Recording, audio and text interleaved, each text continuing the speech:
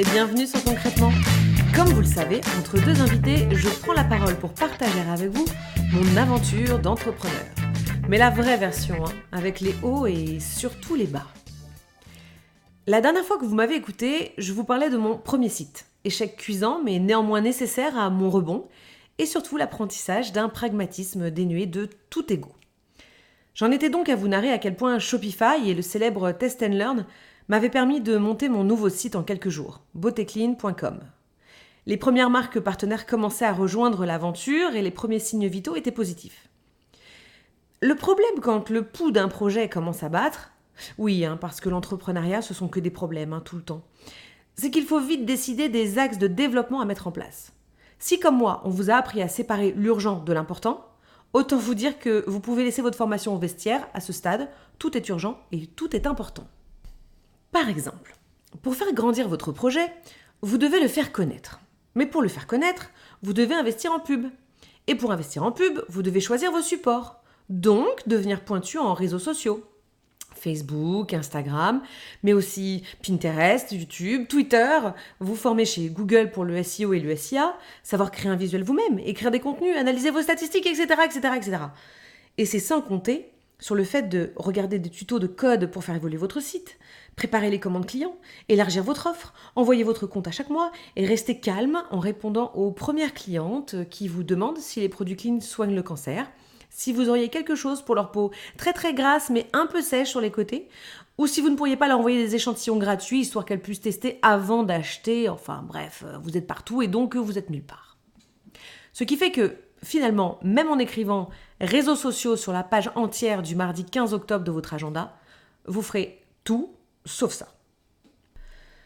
Ce qui est quand même assez étonnant quand vous montez une boîte, c'est que de votre côté, vous êtes dessus à 120%.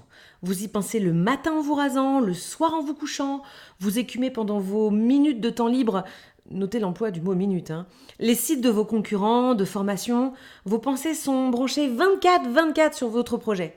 Vous êtes pris par le temps et la pression financière, vous avez 0 vacances et RTT, et pourtant, c'est vers vous que votre entourage se tourne dès qu'il y a un rendez-vous perso à prendre, un truc à organiser, parce que comme vous êtes libre de vos mouvements, entendez par là, vous pouvez vous déplacer en dehors de votre bureau sans demander l'accord de votre supérieur, alors c'est que vous avez le temps. On se demande d'ailleurs ce que vous pouvez bien faire de vos journées.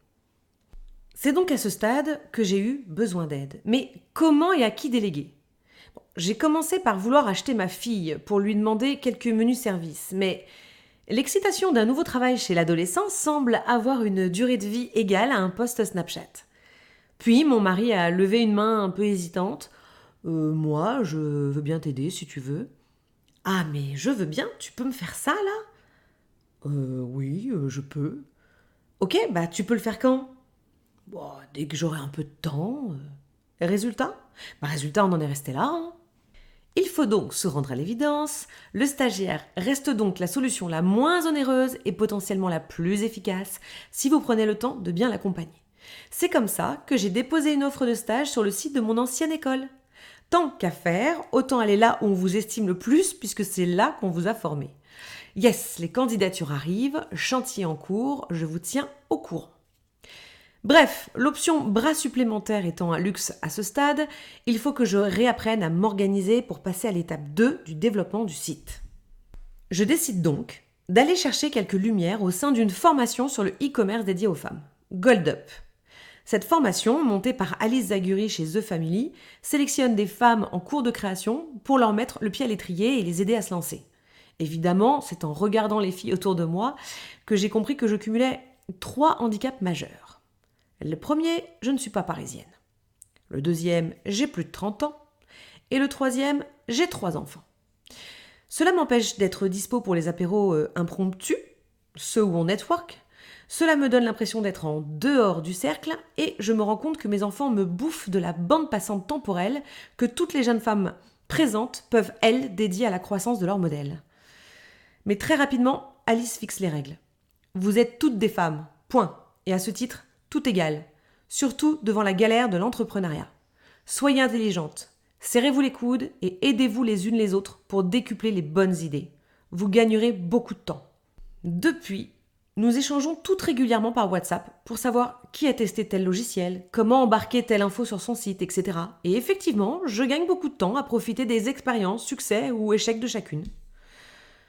Pendant cette formation, qui, comme le veut la tradition liée à l'apparition récente des métiers du digital, les profs qui se succèdent ont tous 10 ans de moins que moi. Et au départ, quand on vous apprend depuis toujours que le professorat est constitué de savants qui cumulent des années d'études, ça surprend.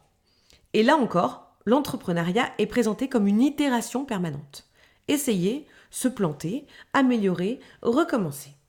Puis s'en suivent plein de conseils malins nécessitant peu d'argent, rapides, parfois étonnants, que je ne pourrais vous distribuer ici sans avoir l'autorisation des profs suscités. Je mets en œuvre, je trie, et effectivement, je gagne du temps. De là, je peux vous partager au moins 3 leçons. La première, un cerveau collectif est beaucoup plus puissant qu'un cerveau individuel concentré sur une seule tâche quotidienne. Ne pas rester seul. Leçon 2, personne ne va me piquer l'idée si je parle de mon projet. Alors j'en parle le plus possible et je crée des opportunités d'échange. Leçon numéro 3, ne pas mentir sur votre situation, où vous en êtes, de quoi vous avez besoin, où vous galérez, etc. Je fais d'ailleurs à cette période un constat assez étonnant. Les filles de ma génération à plus jeune sont ultra ouvertes, transparentes et aidantes. Les femmes entre ma génération à beaucoup plus âgées sont dans le jugement, animées par la peur de perdre une situation de confort. Les échecs et les problèmes sont tus. L'image du « tout va bien » est constante. On dirait qu'elles ont tellement galéré à obtenir leur situation actuelle qu'elles s'y accrochent et ne partagent rien, de peur sans doute de perdre un bout de territoire si chèrement acquis. Oui, ce sont des généralités, et il y a sans doute dans toutes les générations un peu de tout. Je remarque quand même qu'une génération qui est habituée à se mettre à poil sur les réseaux sociaux est beaucoup moins habitée par la peur d'être jugée par ses pairs que l'autre. Je tire alors une nouvelle conclusion de tout cela. Demander des conseils, de l'aide à tout le monde, inclus Google qui est maintenant mon allié. Je tape « Comment » plus ma question et je découvre que des milliers de petits travailleurs anonymes ont mis à ma disposition des tutos, des logiciels gratuits prêts à me faire gagner un temps précieux. Bientôt, je découvre d'ailleurs que l'application Inky Beauty a aussi une plateforme professionnelle et que cette plateforme va me faire gagner un temps immense dans la sélection de produits pour le site. En un été, le site passe de 180 à plus de 400 références disponibles. Je décide donc, à partir de maintenant, de me poser la question de savoir, avant de rentrer dans une tâche, si 1, elle est bien nécessaire pour le moment, et 2, s'il n'y a pas un autre logiciel ou une petite API qui pourrait le faire à ma place. Et en septembre, comme le disait très bien Bertrand Huzel dans l'épisode 4 du podcast, à un moment, tu sais pas pourquoi, mais tout ce que tu as planté, créé, semé pendant des mois, tout remonte à la surface. Et tu vois enfin le résultat de ton travail. Et c'est ce que je vois. Mais pour autant, mon projet a-t-il un réel avenir ? Quand sait-on que le business model est le bon et que votre projet va trouver son public ? Eh bien, c'est ce que nous verrons dans le prochain épisode, où je reçois Ulysse Lubin, créateur d'Everything.fr, start-up qui a réussi à lever en très peu de temps 200 000 € pour se lancer avant de s'écrabouiller. Ulysse vient donc nous raconter comment un jeune diplômé de moins de 30 ans qui lance une boîte tech peut aussi galérer. Pour en savoir plus sur Ulysse, je vous conseille en amont son excellent article paru dans Madines et repris par Les Échos et plein d'autres médias qui s'intitule « On s'est bien planté ». Je vous mets le lien dans le descriptif dans l'épisode. Et en attendant, et comme d'habitude, vous pouvez réagir à cet épisode via iTunes ou Apple Podcast en mettant des étoiles ou en le partageant sur les réseaux sociaux. 1, ça me fait super plaisir et 2, ça m'encourage à continuer. C'est juste pour le plaisir, alors vos commentaires sur les réseaux sociaux, c'est ma récompense. À bientôt sur Concrètement. Et d'ici là, n'oubliez pas de faire ce que vous aimez.